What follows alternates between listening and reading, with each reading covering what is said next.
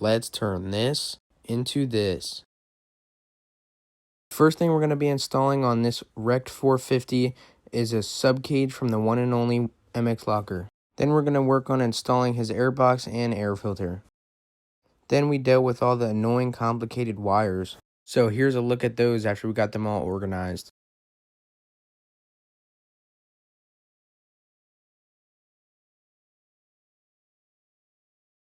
Now it's time for that beautiful FMF system.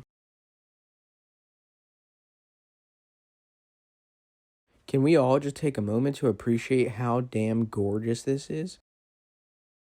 Now we're installing the plastics and seat.